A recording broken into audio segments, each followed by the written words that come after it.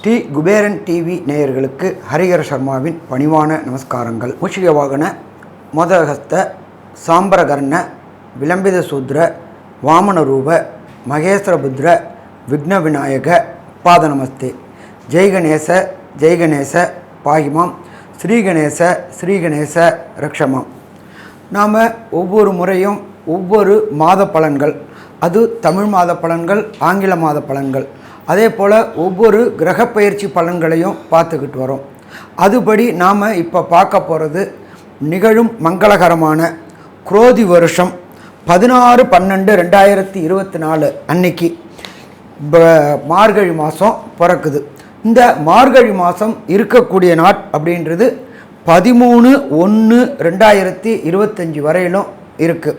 இந்த மார்கழி மாதத்தை பொறுத்தளவுக்கு நம்மளுடைய ஜோதிட சாஸ்திரத்தில் சொல்கிறது, எம்பெருமான் இறைவனுக்குண்டான மாதம், கிருஷ்ணனுக்குண்டான மாதம், ஈஸ்வரனுக்குண்டான மாதம் அப்படின்னு சொல்லுவோம். ஆனால் ஒரு சில பேர் வழக்கு மொழியில் மார்கழி மாதத்தை பீடை மாதம் அப்படிம்பாங்க. பீடை மாதம் கிடையாது, தனுர் மாதம். தனுர் அப்படின்னாலே எம்பெருமான் சிவபெருமானுக்கும் எம்பெருமான் ஈஸ்வரனுக்கும் எம்பெருமான் கிருஷ்ண பகவானுக்கும் உகந்த மாதம் இந்த தனுர் மாதம். தனுர் மாதத்தில் பிறந்த ஒவ்வொருத்தரும் அவங்களுடைய நட்சத்திரத்தில் பக்கத்தில் உள்ள கோயிலில் அர்ச்சனை பண்ணிட்டு வந்தோம்னாக்க வாழ்வாங்கு வாழலாம். கடந்த காலகட்டங்களில் நாம் தென்னுக்கு தெரிஞ்சு தெரியாமல் செய்த பாவங்கள் அத்தனையுமே போகக்கூடிய காலகட்டம் இந்த தனுர் மாதம். தனுர் மாதத்தில் பொறுத்தளவுக்கு இதற்கு முந்தையமான கார்த்திகை மாதம், மார்கழி மாதம், தை மாதம் ஐயப்பனுக்கு விரதம் இருக்கக்கூடிய நாட்கள். எம்பெருமான் ஐயப்பன் கன்னிமூல கணபதி பகவான் இருக்கக்கூடிய மாதம், விரதம் இருக்கக்கூடிய மாதம். இந்த விரதம் இருக்கக்கூடிய மாதத்தில் காலையில் நிர்மால்ய நேரமான 4லேருந்து 6க்குள்ளார, தமிழ்நாட்டில் சொல்லக்கூடியது பிரம்ம முகூர்த்த நேரமான 4 to 6 அதிகாலையில் எழுஞ்சு பச்சை தண்ணியில் குளிக்கும் பொழுது உடம்பு மைமறந்து தெய்வத்தோட சங்கமமாகக்கூடிய நாட்கள். இந்த நாட்களில் பொறுத்தளவுக்கு நமது அனைத்து கோயில்கள்லையும் திருப்பாவை, திருவம்பாவை படிக்கக்கூடிய காலகட்டங்கள். யார் ஒருத்தங்க வீட்லேயும் சரி, யார் ஒருத்தங்க காதலையும் சரி திருவம்பாவையும் திருப்பாவையும் கேட்டோம்னா அந்த ஆத்மாவானது பரமபத வாசலுக்கு உண்டான அத்தனை பாவங்களையும் போக்கி நல்ல நிலை அடையக்கூடிய காலகட்டங்கள் இந்த தனுர் மாதம். இந்த தனுர் மாதத்தில் பொறுத்தளவுக்கு என்னென்ன விசேஷ தினங்கள் இருக்குது அப்படின்னு பார்க்கலாமா? மாதம் பிறக்கிறது அப்படின்றது 16/12/2024 தனுர் மாத பூஜை ஆரம்பமாகக்கூடிய காலகட்டம். அடுத்தது 17/12/2024 எம்பெருமான் ரமண பகவானுடைய 145வது ஜெயந்தி நாள். அதுக்கு அடுத்தது 18/12/2024 சங்கடகர சதுர்த்தி. எம்பெருமான் சந்திரனுக்கு எம்பெருமான் விநாயகர் சங்கடங்களை விளக்கிய நாள் சங்கடகர சதுர்த்தி. ஒவ்வொரு சங்கடகர சதுர்த்திக்கும் நாம் அருகில் உள்ள விநாயகருக்கு பால், பன்னீர், இளநீர், அபிஷேக திரவியங்கள் வாங்கி அபிஷேகம் பண்ணி அவருடைய மேனியில் பட்ட ஜலத்தை குடித்தோம்னா, அபிஷேக ஜலத்தை குடித்தோம்னா நாம் தெரிந்து தெரியாமல் செய்கின்ற அத்தனை பாவங்களையும் போக்கக்கூடியது சங்கடகர சதுர்த்தி. அதுக்கு அடுத்தது பார்த்தோம்னாக்க 27/12/2024 காஞ்சி ஸ்ரீ மகா பெரியவாள் சந்திரசேகர சரஸ்வதி சாமிகளுடைய ஜெயந்தி ஆராதனை திருவிழா தொடங்கக்கூடிய நாள் 28/12/2024. ஒரு பிரதோஷம் பார்க்கறது அப்படின்றது, பிரதோஷம் அட்டன் பண்ணுறதுன்னு ஒரு வேறு, சனி பிரதோஷம் அட்டன் பண்ணுறதுன்றது வேறு. சனி பிரதோஷத்தில் நாம் கலந்துக்கிட்டோம்னாக்க 100 பிரதோஷத்துக்கு கலந்துக்கிட்ட புண்ணியம் கிடைக்குமா? புண்ணியம் கிடைக்கும். பிரதோஷம் அப்படின்னாக்க எம்பெருமான் ஈசன் ஆழகால விஷத்தை அறிந்திட்டு தாயார் மடியில் படுத்திருந்த நேரம், அதுக்கு பிரதோஷ நேரம்னு பேர். பிரதோஷ நேரத்துக்கு ஒவ்வொரு பிரதோஷமும் நாம் அட்டன் பண்ணினோம்னாக்க திருமணமாகாத ஆணுக்கும் சரி, திருமணமாகாத பெண்ணுக்கும் சரி திருமண தடங்கல்கள் விளக்கக்கூடியது பிரதோஷம். அதுவும் சனி பிரதோஷம் 100 பிரதோஷம் அட்டன் பண்ணத்திற்கு சமமானது சனி பிரதோஷம். அதுக்கு அடுத்தது பார்த்தோம்னா 30/12/2024 எம்பெருமான் ஸ்ரீ அனுமன் ஜெயந்தி. அனுமனுடைய பிறந்த நாள் அப்படின்றது 30/12/2024. தன்னுடைய பலம் யாருக்கும் தெரியாது, அந்த தன்னுடைய பலத்தை உணர்த்தின எம்பெருமான் ராமர் உணர்த்தியது எம்பெருமான் ஸ்ரீ அனுமார். அனுமார் பிறந்த நாள் அப்படின்றது அனுமந்த ஜெயந்தி அப்படின்னு பேர். அடுத்தது 2/1/2005 ஸ்ரவண விரதம். இருக்கிறதுலே முக்கியமானது திருவோண விரதம், ஸ்ரவண விரதம். திருவோண விரதம் கடைபிடிச்சோம்னா நம்ம வாழ்க்கையில் உள்ள அத்தனை பாவங்களும் போகக்கூடிய நாள்.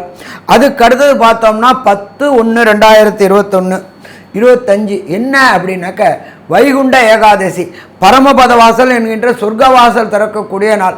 எம்பெருமான் பெருமாள் கோயிலில் அத்தனை கோயில்களையும் வைகுண்ட ஏகாதசி அன்னைக்கு நிர்மால்ய நேரமான 4லேருந்து 6க்குள்ளார சொர்க்கவாசல் திறப்பாங்க.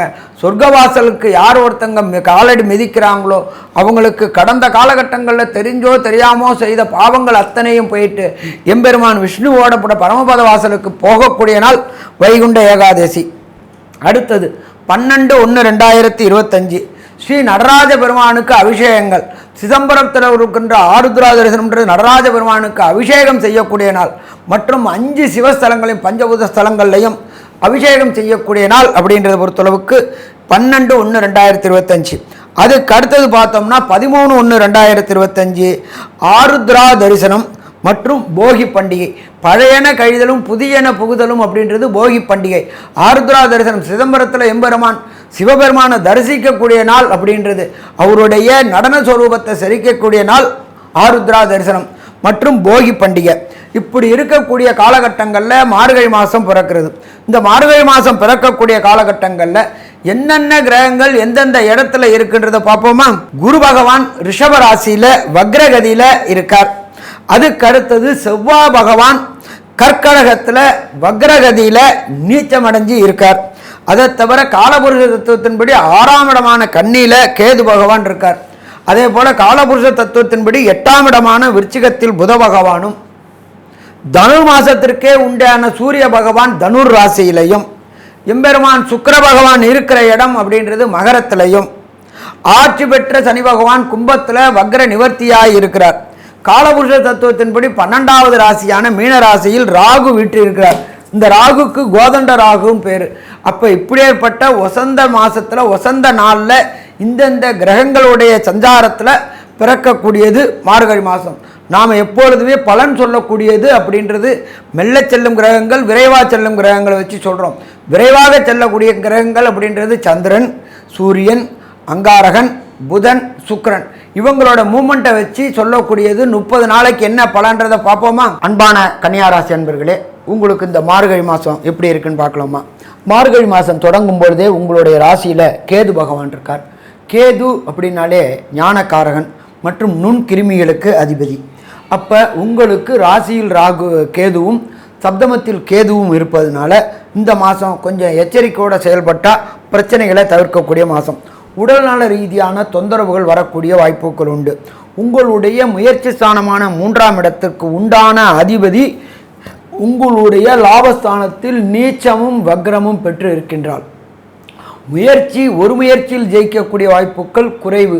தொடர் முயற்சி செய்தால் வெற்றி கிடைக்கக்கூடிய வாய்ப்புகள் உண்டு.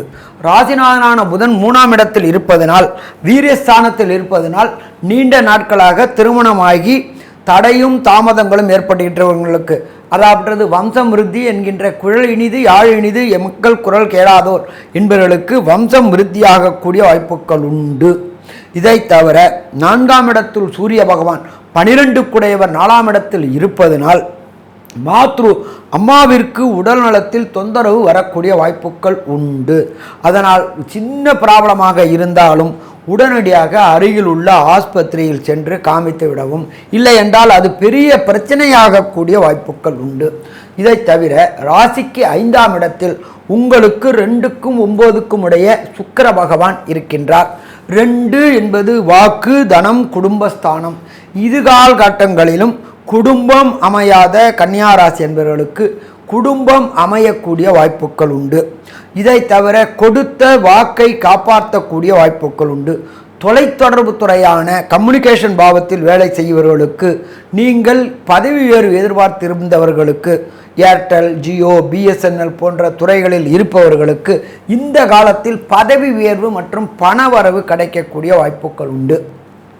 இதை தவிர கன்னியாராசியை சேர்ந்த அன்பர்கள் நீண்ட நாட்களாக குலதெய்வ வழிபாடு செய்ய வேண்டும் என்று நினைத்து கொண்டிருந்தவர்களுக்கு கடந்த காலகட்டங்களில் தடையும் தாமதமும் ஏற்பட்டு கொண்டிருந்தது. அந்த தடையும் தாமதமும் விலகி குலதெய்வ வழிபாடு செய்ய ஏற்ற காலம் இது. அப்பொழுது என்றால் குலதெய்வம் யார் வீட்டில் வருகிறதோ அப்பொழுது இஷ்ட தெய்வங்கள், நாம் வணங்கக்கூடிய இஷ்ட தெய்வங்களும் நம்முடைய வீட்டில் வாசம் செய்யக்கூடிய வாய்ப்புகள் உண்டு. இதை தவிர 5ஆம் இடம் என்பதை நாம் பூர்வ புண்ணிய புத்திரஸ்தானம் என்போம்.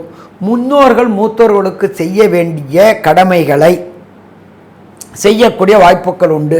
அமாவாசை மற்றும் திதிகள் தர்ப்பணம் செய்யாதவர்கள் இந்த காலகட்டங்களில் திதிகளும் தர்ப்பணங்களும் செய்து முன்னோர்களுடைய ஆசீர்வாதமும் குலதெய்வ ஆசீர்வாதமும் மற்றும் இஷ்ட தெய்வங்களுடைய ஆசீர்வாதமும் கிடைக்கும் பொழுது கன்னியா ராசியைச் சேர்ந்த அன்பர்களுக்கு இதுவரை வீட்டில் எந்த ஒரு சுபகாரியங்களும் நடைபெறவில்லை என்று ஆதங்கம் கொண்டிருந்த நண்பர்களுக்கு அந்த ஆதங்கங்கள் விட்டு விலகி சுபகாரியங்கள் தொடங்கக்கூடிய காலகட்டம். இதை தவிர 6ஆம் இடத்தில் சனி பகவான் ஆட்சி பெற்ற சனி பகவான். 6ஆம் இடத்தில் சனி பகவான் என்றாலே முடிசூடா மன்னர் என்று பொருள். தொட்ட காரியங்கள் அத்தனையும் வெற்றி பெறக்கூடிய காலம் என்றும் பொருள். 6ஆம் இடத்தில் இருக்கும்போது நீண்ட நாட்களாக கன்னியா ராசியைச் சேர்ந்த அன்பர்கள் படித்த படிப்புக்கு உண்டான வேலை கிடைக்கும் மற்றும் பணி நிரந்தரம் கிடைக்கும், பதவி உயர்வு கிடைக்கும். கான்ட்ராக்டில் வேலை செய்து கொண்டிருந்த அன்பர்களுக்கு கண்டிப்பாக பணி நிரந்தரம் கிடைக்கக்கூடிய வாய்ப்புகள் உண்டு. 6ஆம் இடத்தில் சனி பகவான் இருப்பதனால் கடந்த காலகட்டங்களில் உடல்நல தொந்தரவுகள் இருந்து கொண்டிருந்த கன்னியா ராசி என்பவர்களுக்கு உடல்நல தொந்தரவிலிருந்து விடுதலை கிடைக்கக்கூடிய வாய்ப்புகள் உண்டு. மூட்டு வலி, கைவலி, எலும்பு வலி, மஜ்ஜை வலி என்று இருந்து கொண்டிருந்த கன்னியா ராசி என்பவர்களுக்கு இந்த காலகட்டங்களில் அதிலிருந்து விடுபடக்கூடிய காலகட்டமும் மருத்துவ செலவுகள் குறைவாகக்கூடிய வாய்ப்புகளும் உண்டு. இதை தவிர 7ஆம் இடத்தில் ராகு பகவான் இருப்பதனால் பார்ட்னர்ஷிப் தொழில் செய்யக்கூடியவங்களுக்கு ஏற்றமான நிலை கிடைக்கக்கூடிய வாய்ப்புகள் உண்டு. தொழிலில் தொடர் முன்னேற்றம் கிடைக்கக்கூடிய வாய்ப்புகள் உண்டு.